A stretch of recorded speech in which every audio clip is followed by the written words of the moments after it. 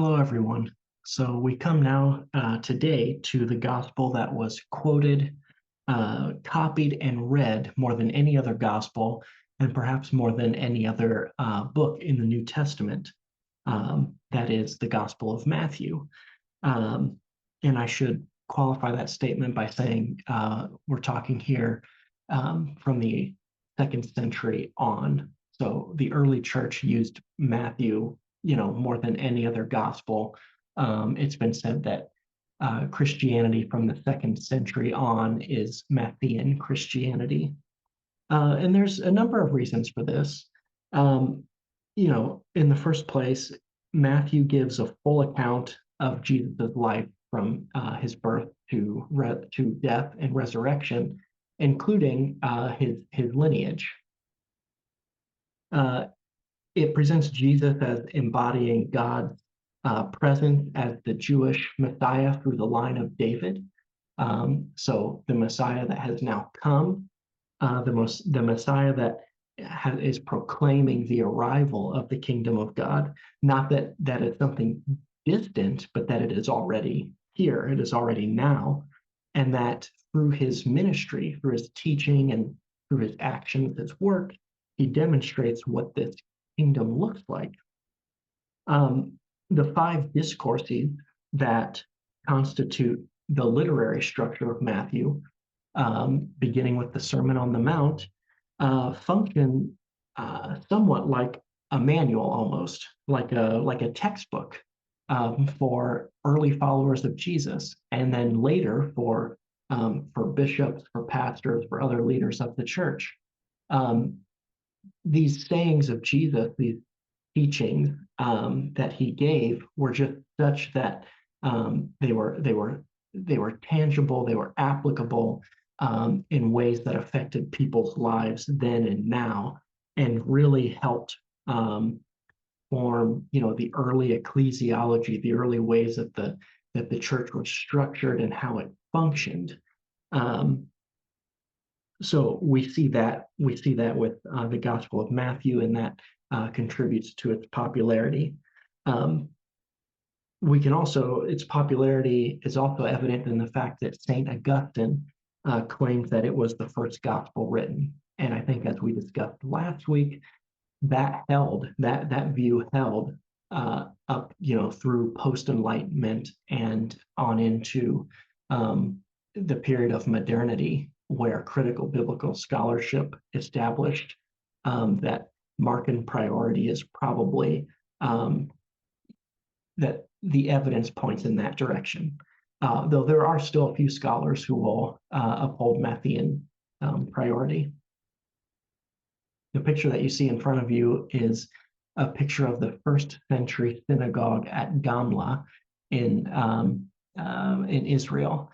And this isn't a picture that I took, but I have been there and walked inside, walked around these archaeological remains. And the reason I have this here is because all of this talk we have about Judaism in the first century and Jesus being a Jew and attending the synagogue, I wanted to just point out that the earliest archaeological evidence of synagogues that we have point not to a religious institution. So the synagogue not being explicitly for religious purposes, but the synagogue being a communal institution. If you look and you see how you would walk in on the right-hand side there, you can see the entrance. And then on all sides of the room, there's bench seating. And this is a feature that we see in many first century synagogues, many early synagogues in Judea and Galilee. And it's the idea that the town, the community, comes into this space, and this is where they conduct their business. Does that include prayer and reading the scriptures? Yes. Does it involve working out communal disagreements and matters of business that pertain to the village or the town, what have you? Yes, it does. This is a communal space. It's where people come in and they sit around and they look at each other and they work out what life is together. So I wanted to I wanted to have that picture here so that we could establish in Jesus's day, and even in when we're talking about when the Gospels reference the synagogue, this is the idea that we're thinking about. It's not a place that people go only for religious reason.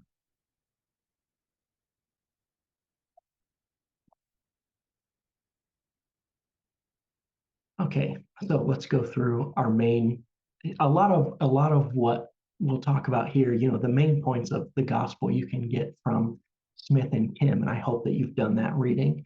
I'm hoping in this lecture to give you some other things to think about in terms of Matthew, and specifically, I am in a little bit. We're going to talk about two of the most recent theories about Matthew that have been advanced. Two of them, the two of the newest scholarly approaches to not only reading Matthew but understanding the Gospels as well. So I'm excited to share those things with you.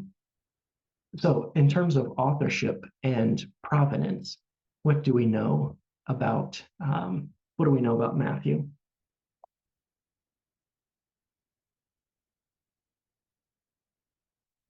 It's often attributed to Matthew, the Galilean tax collector, right? Even though in the book, Matthew never claims authorship, Matthew's mentioned, the tax collector is mentioned, obviously, as a disciple of Jesus. But what we come down to, similarly to Mark, the book itself is anonymous, but it's probably written by, in all likelihood, written by a Jewish author. There's been claims that Matthew was originally written in Hebrew, and that first pops up in 4th century writing from Bishop Eusebius. And let's get this straight. It's Eusebius writing in the 4th century who reports that Papias from the 2nd century quoted John the Elder stating that Matthew wrote these things in Hebrew. Okay, so you had 3 different levels of he said that that Matthew was written in Hebrew. Aside from the fact that Jesus and his disciples spoke Aramaic, which is close to Hebrew, but it's not the same. Besides that, there's no indication in the Greek text of Matthew that it was based on a Hebrew text.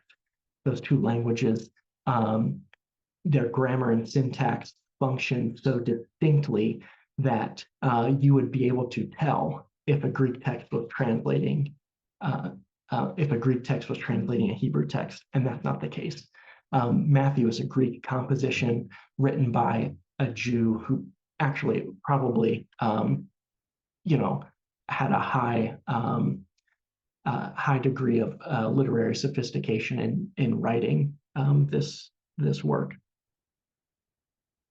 The setting of the book,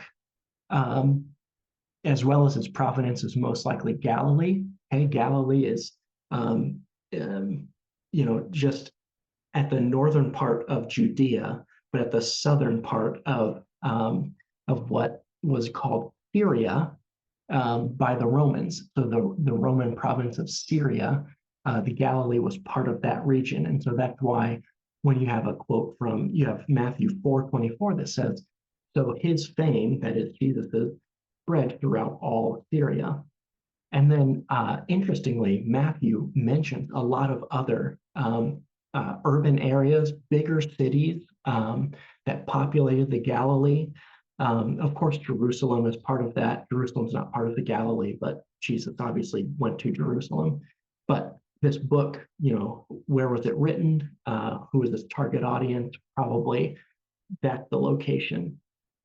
And noteworthy is the urban setting of Matthew. Matthew, mentions cities much more than Mark. Mark often talks about villages and like a region, but hardly ever uses the term polis. And in Matthew, there's other indicators that there's a broad range of cultural hybridity, a melding of many different cultures that come together in these stories, which suggest an urban setting. What about date? The default scholarly position is that Matthew was written 80 to 90 CE. How do we know that? Well, we start out by establishing, and this is how scholars work through dating a text. That doesn't really indicate on its own when it was written. We establish a terminus a quo, that's Latin for an end from which. So what's the earliest possible date that Matthew could be? And we would say, well, if Matthew's using Mark and we put Mark around 70 CE, that's our earliest date for Matthew. Okay, so we put that down. What's the terminus ad quem? The end to which. So what's the latest that Matthew could have been written? And here, the first reference to Matthew, or the first quotation of Matthew, rather, is by Ignatius of Antioch, who quoted Matthew around 117 CE. That's a broad range, 70 to 117 CE. And you know what? A lot of scholars fall in various places along there, but ultimately come out with saying probably around 80 to 90 CE. I am still left with questions as to, well, what's the evidence for why you place it at 80 to 90 CE and not earlier or not on the later end of that date range? What do we know about Matthew's audience? So there's arguments for a Jewish audience in that Matthew portrays Jesus as a law-observant Jew. Consider Matthew 5:17. Do not think that I have come to abolish the law and the prophets. I have come not to abolish, but to fulfill. And again, similar to Mark, Jesus spends time in the synagogue. There are other places in Matthew. Of course, a big theme in Matthew is Jesus fulfilling Israelite prophecy, right? These things happened according to the prophet XYZ, or these things happened to fulfill what was spoken by the prophet Isaiah, right? And it goes through something like that. There's also a Moses typology in the book of Matthew, which we'll look at in a second, but it presents Jesus as the new Moses, right? So for a non-Jewish audience, what would this mean? It would mean nothing. You have to have some familiarity with Jewish scriptures and the figure of Moses. But there's also arguments that it's a Gentile audience. Okay, Jesus praises the faith of non-Jews in Matthew. For example, the Roman centurion in verses 8 through 10, or the Canaanite woman in chapter 15. There's also the Great Commission at the end of Matthew, which is specific. It's unique to Matthew. We don't find the Great Commission in Mark or Luke. Make disciples of all nations, ethne, from ethnos, right? This is where the word Gentiles comes from. So there's this extension to a Gentile audience. It's probably a community comprised of both Jews and Gentiles. It's a community that is still defining itself in terms of its figuring out its own identity. It's both law affirming in that it affirms Jewish law, but it is also Gentile inclusive. And one comment I do want to make on this further, many scholars today argue that Matthew is addressing a Christian audience, which would mean that you are saying a clear separation from Judaism has occurred. So I do not subscribe to that view, and there are a growing number of scholars based on recent arguments that also do not subscribe to that view. So we'll look at that in a little bit. I won't say any more on that at the moment. We'll wait till we get a little further. But I would push back on any notion that Matthew is writing specifically or exclusively for a Christian audience, whatever that might mean even in 80 to 90 CE. What are some major themes in Matthew? So you get this idea of Jesus as the son of David, as the son of Abraham, the Messiah, the son of man, son of God, right? These all harken back to Old Testament themes, or themes from the Jewish scriptures, and especially, considering Jesus's genealogy at the beginning of Matthew, you know, place him firmly in this Davidic line through which, it was believed the Messiah would come. Okay. You've got another emphasis on discipleship as a missional strategy that's similar to Mark, which we discussed last week. And then this Moses typology, Jesus as the new Moses.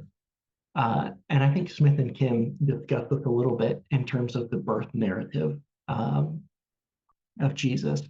There's there's a miraculous birth of a figure that appears on the scene. You've got a threat from the ruler, Pharaoh or Herod. There's a plot to kill, and in both cases, kill the infant male children. There's a flight to Egypt, right? And there's return, and there's the passage through water, right? Moses leads the people through the Sea of Reeds, or the Red Sea, and Jesus is baptized. And then immediately following that is this wilderness period. And that is the event that leads to, the pinnacle event, the mountain revelation. So Moses goes up on the mountain and receives the Torah, as we call that, the Sinai revelation. And Jesus goes up on a mountain to teach his disciples. And then we assume lots of people who are in earshot who are also hearing this. If you also look in Matthew 17 at the story of the Transfiguration, there are also many parallels there that you can find to the Sinai revelation. You also have this theme of righteousness or justice, dikaiosune, and it's unique to Matthew. Okay, there's a list of references there, and it only appears once in Luke. That word does not appear in Mark, and it's the idea of, a way of living that is righteous, or that is justice seeking or justice doing. Right. So in this case, works do matter, right? Which, as a Lutheran, in classic Lutheran theology, Luther looked down on this sort of thing. I tend to disagree with Luther on a number of things, and this would be one of them. But that works are a part of being a disciple and a follower of Jesus. And it's not, you don't do the works to earn something. Okay, there's the Lutheran in me. You do the works as a response to the love and liberation and fulfillment that God has already given, right? So works are done in response to God. And because being a follower of Jesus requires that you work for justice in the world. That's central to the Sermon on the Mount, and to Matthew's presentation of Jesus and his life and his ministry. So what's the literary structure in Matthew? It's arranged around 5 discourses. And some of the things in these discourses can be found in Luke, but there, for instance, like the Sermon on the Mount, there's the Sermon on the Plain in Luke, but it's placed in a different spot. And there are other aspects of that Sermon on the Mount in Matthew where it appears in one spot that gets broken up in different places in Luke. So with Matthew, you've got these 5 discourses, and you can see on the left in the picture here that I've taken from N.T. Wright's Introduction to the New Testament. You can kind of see the formula here. You get out of the infancy narrative, and then Jesus's ministry begins. You have a little bit of narrative, then you have a discourse, and then there's a concluding formula. After saying all these things, Jesus did this, or he went there, something like that. And you see that pattern repeated throughout these 5 discourses. I should also mention that there's material that's unique to Matthew that you don't find parallels in Mark or Luke. Things like the genealogy of Jesus, his birth story. It does not match Luke's birth story. The visit of the Magi, right? That's specific to Matthew. The Sermon on the Mount, specific to Matthew. A lot of the parables that you find in Matthew, the communal discipline or how you reprove a fellow in your community from Matthew 18, the woes against the Pharisees, Judas's suicide, Pilate, that famous scene of Pilate washing his hands, that's specific to Matthew. The Great Commission, also specific to Matthew. All right, so now we get into one of the ideas, one of the more recent hypotheses advanced by John Campen. So, and I think I've referenced Dr. Campen before. John Campen is an AMBS grad, 1975. He's an elder scholar in the field of Dead Sea Scrolls and Judaism in the Greco-Roman period. So he's very interested in combating the anti-Jewish interpretation that have come out of certain readings of Matthew and the New Testament in general. So is Matthew anti-Jewish? It would appear in places to be anti-Jewish, right? Jesus uses harsh polemic against the scribes and the Pharisees, calls them a brood of vipers, right? Calling someone a snake is a terrible insult in the ancient world. Blind guides, blind fools, hypocrites, etc., right? And we've discussed Pharisees and their relationship to Jesus. What we have to remember is that this isn't Christians versus Jews, it's inter-Jewish disagreement about the interpretation and application of Torah, of the Mosaic Law, which the textual evidence from that period bears out that Jews disagreed about this with each other vehemently, and that carries on into the rabbinic period.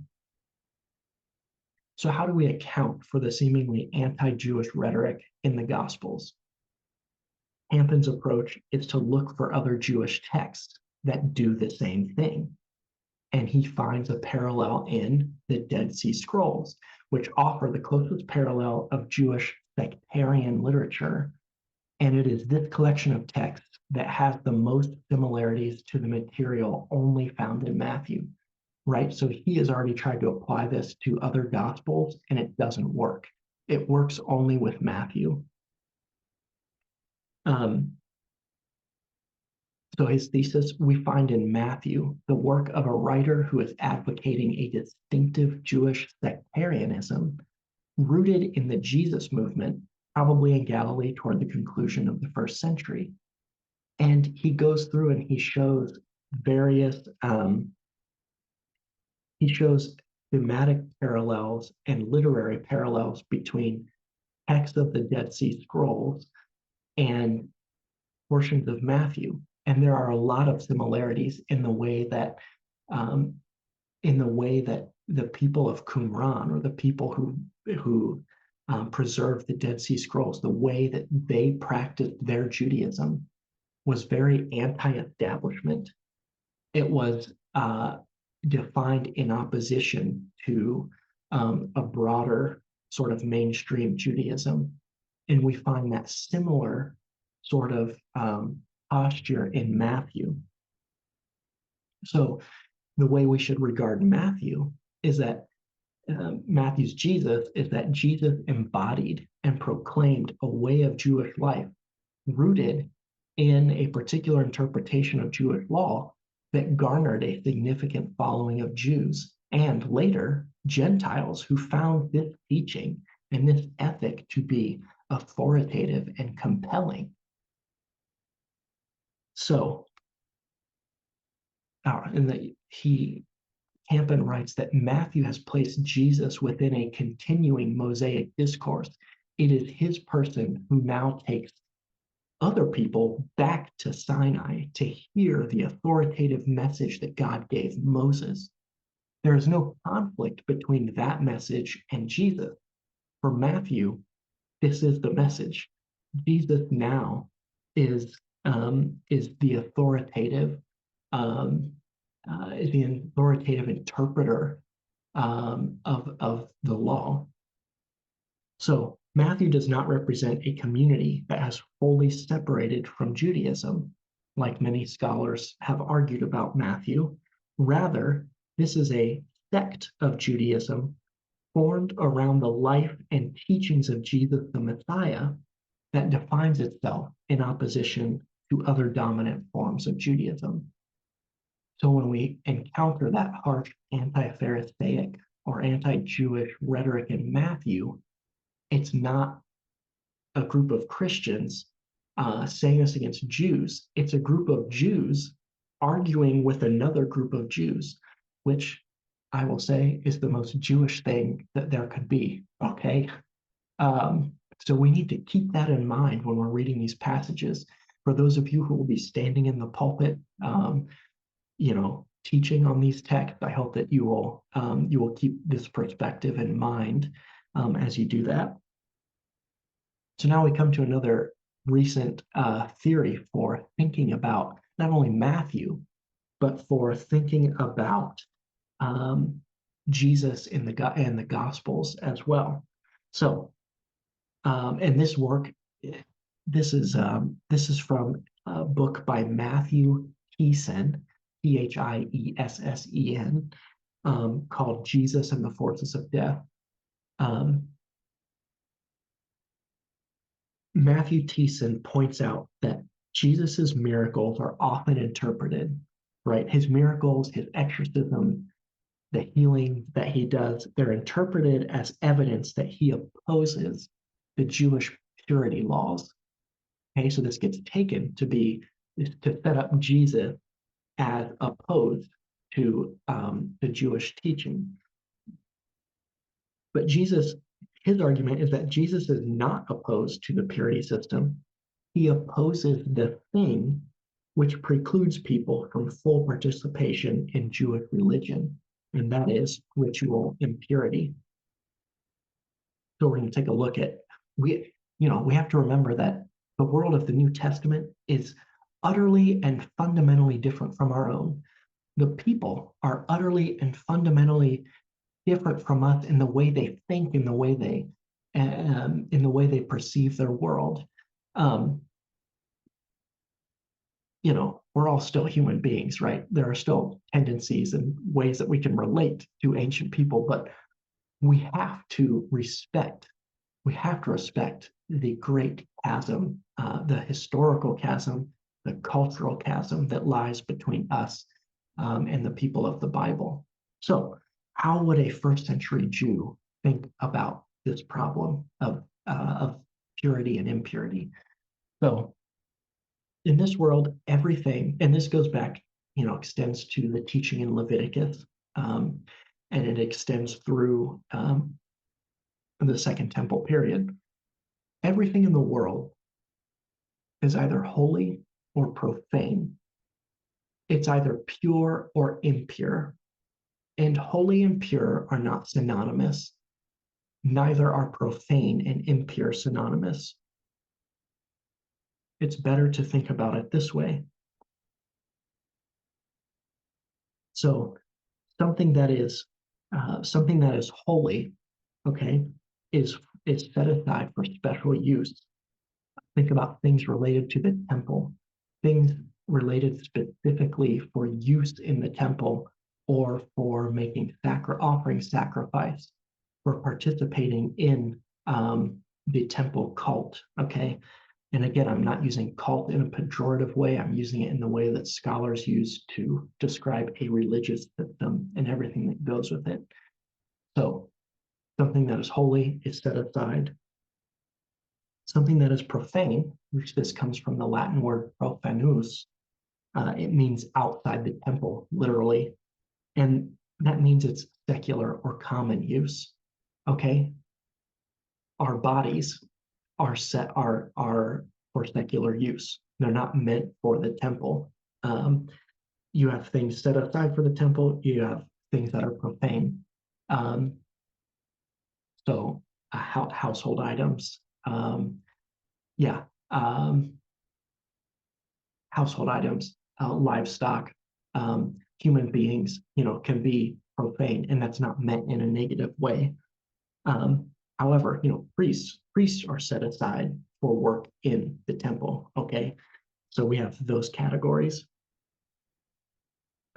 Something that is so, and then all things in the world are either pure or impure, and you want to maintain purity of um, of people and objects because in this worldview, uh, God resides in the temple. God's presence resides in the temple.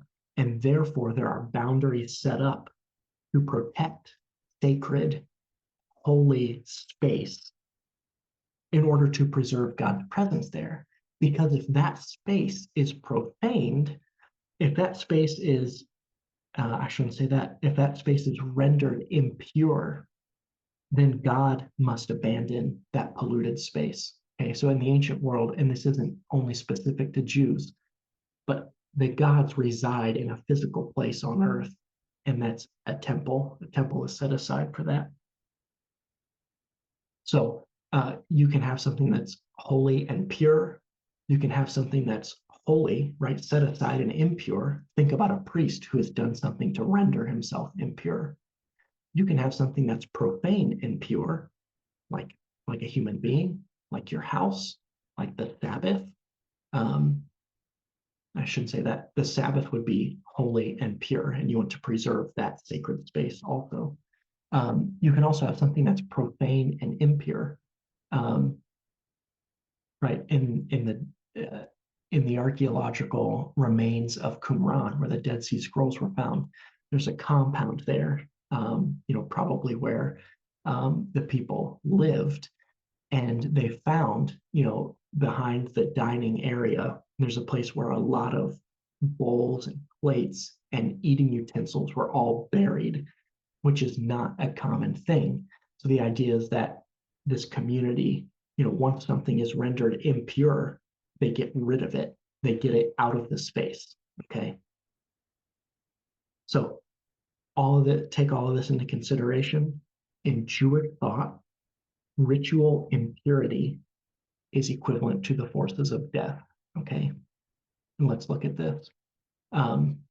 So major sources of impurity in priestly literature in the Hebrew Bible would be genital discharges of blood or semen, lepra, which I want to put a note here, and Matthew Thiessen does a very good job diving into this. Lepra is incorrect, almost always incorrectly translated as leprosy in all English translations.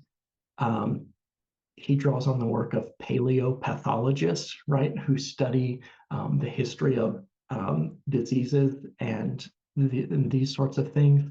And based on the textual evidence, based on the archaeological evidence, comes to the conclusion that um, leprosy is most likely not what is meant by the Greek word lepra, but rather it's a minor skin condition like psoriasis or a fungal infection. So leprosy gets used to like scare people into a lot of different things. Um, it's often incorrectly portrayed in sermons and in popular teaching about Jesus healing lepers. It's most likely, yeah, it's a minor skin condition that renders someone ritually impure. Okay, it bars them from participating in Jewish life. The other source of impurity, corpses. So I want you to look at the chart here. There's a difference between ritual impurity and moral impurity. Um, Ritual impurity is unavoidable. That's why there's laws about it. It's assumed that ritual impurity is a natural part of life, and that is why there are a number of ways to remedy it uh, after it has taken effect. That's why there's a number of sacrifices laid out in number of types of sacrifices in the Hebrew Bible laid out for dealing with this. Ritual impurity, it's unavoidable. It comes from a natural substance. It is communicable, right? It transfers. That's why people who are deemed to be ritually impure do not come in contact with other people. It can be bathed away. Ritual impurity is not an abomination, and importantly, it is not sinful.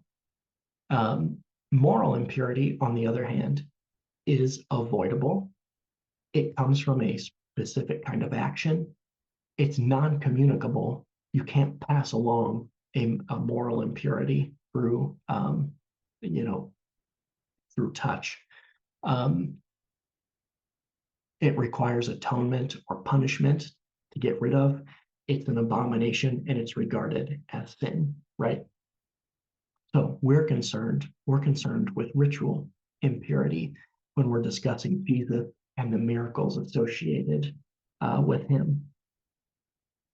So Jesus is the Holy One of God as the Gospels present him.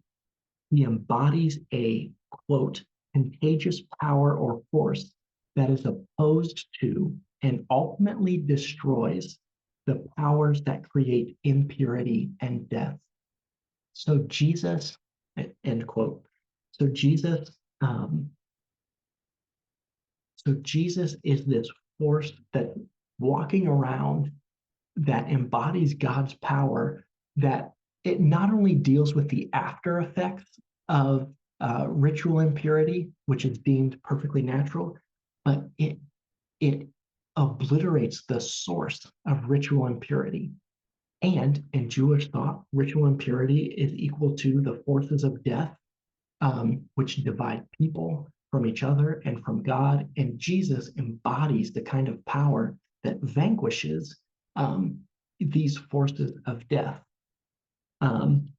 He not only removes the source of ritual impurity, but importantly, he also removes moral impurity, right? How many times did Jesus perform a miracle or a healing and then say, go, your sins are forgiven also, right? It's a whole thing. Jesus is getting rid of the things that make people impure and that bar them from participation in communal life and relationship with God.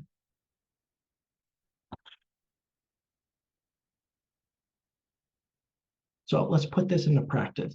And this will, I hope to model here a little bit of what I'm looking for in your upcoming exegesis paper, a method for how you go about looking at these different stories side by side. So we're going to look at the woman with a discharge of blood, right? And Dr. Thiessen, he covers this in his book. So we're looking at Mark 5:21 to 43 and Matthew 9:18 to 26. And this is number 107 in Throckmorton's Gospel Parallels. If you want to turn there, you can pause this, look at Gospel Parallels, and go from there. Number 107. So this is not the woman that has a discharge of blood that has been hemorrhaging for 12 years. This is not a normal bodily discharge. This is something abnormal. And thus we need to put aside interpretations of this as menstruation, which is regarded in Jewish, as far as first century Jewish law, extending from Leviticus even, menstruation is a normal bodily discharge. That's not what we're talking about here. This is an abnormal thing that has rendered this woman permanently ritually impure.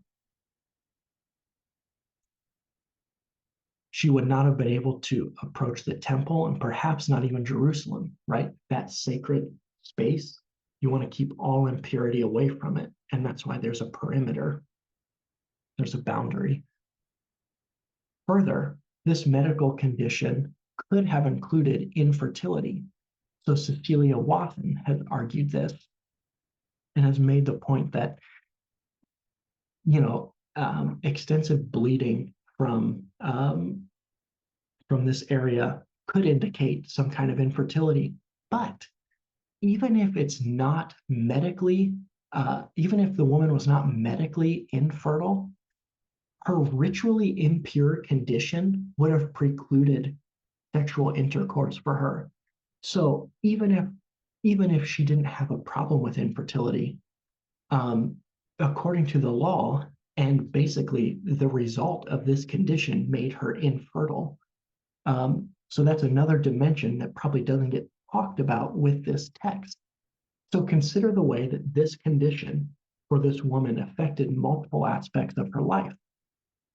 The religious aspect, social aspect, relational, familial, and sexual. This is an all-encompassing affliction that,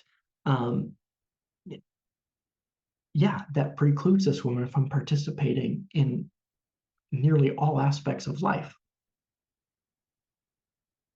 So let's do a little comparison when we read here. First of all, this is a section where Mark's narrative is actually longer than Matthew's. Matthew spends 2 verses on this, but there are some differences that are worth noting. So in Mark, the woman is regarded as having, that she has a discharge in a flow of blood. In ruse hematos, so a flow of blood. In Matthew uses the word amarusa, which is also used in Leviticus 15:33 in the Greek Bible. So there's a connection there, specific connection that Matthew is making to Levitical law or Jewish law. When the woman pushes through the crowd in Mark, she touches Jesus's cloak. Tu hematu autu. That's it. She touches his garment. In Matthew, she touches the fringe of his cloak. Prespedu tu hematu autu. That is literally the fringes of his cloak, the fringes that a Jewish man would have wore in accordance with the law. And this is also in Luke. So again, a connection there. When Matthew is regarded as the most Jewish gospel, this is evidence that contributes to that. And finally, when the woman touches Jesus in Mark, there's an involuntary transfer of power from Jesus to the woman. Who touched my garment? So a couple things to note here. In Mark, Jesus is often portrayed as like dispensing this power, like this power just freely, involuntarily flows from him. And here, this is the same thing. The woman touches him. And consider the significance here. If the woman is ritually impure, that can be that's transmissible. It can be passed along.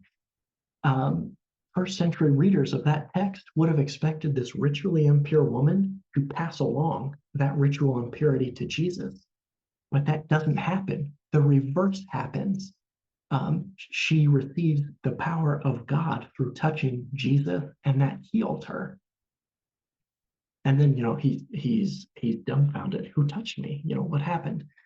Whereas in Matthew, the woman touches Jesus, and Jesus turns around, sees the woman, and said to her that her faith hath healed her. There's a way that Matthew's Jesus here is intentional about the work he's doing. He knows what he's doing. He specifically, he turns, he sees this woman, and she is healed. That's the sense that we get from the text. So those are 2 different ways of that's one approach to doing a comparative reading of these texts. And there's many other differences that you could make, but for the sake of this lesson, to draw out Matthew Thiessen's idea of, Jesus performing these miracles and healing people, not because he opposes the purity system that all Jews would have been familiar with, but because he opposes the very forces of death that bar people from participating in that system and in the religious and social life of first century Judaism. Okay, I want to leave you with one last thing, and it's an important point. As I was going over my notes for this, I came across this slide, and I remembered how helpful this was for me in thinking about religion in Jesus's day and in the time of the Greco-Roman setting of the Gospels. So this is a quote from Shia Cohen. He writes, "In the eyes of the pagans of antiquity, the essence of religion was neither faith nor dogma, but action. Humanity was enjoined by the gods to perform certain acts and to refrain from certain acts, and these commandments and prohibitions, especially the prohibitions, constituted the essence of religio. The pervasive influence of Christianity on our thinking makes us equate religion with theology or faith. This equation is true, perhaps, for Christianity, but is false not only for the paganism, but also for the Judaism of antiquity."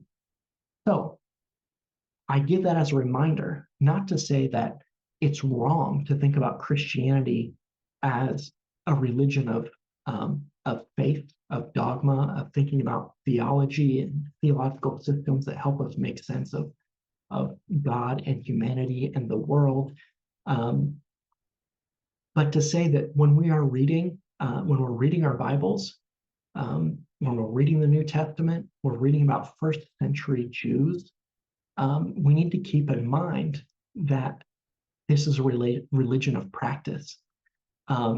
Being a good Jew means walking in the way of God that has been shown to you. For Matthew and his community, this is Jesus. Jesus has shown the way in which to walk. And it's a way that's not just about belief or about systems of philosophy or thought. It's doing acts of justice. It's being peacemakers. It's doing what Jesus does and following his teaching, which is, the authoritative, fulfilling interpretation of the law. As always, let me know if you have any questions, and I'll look forward to answering those or seeing you on Thursday night for office hours.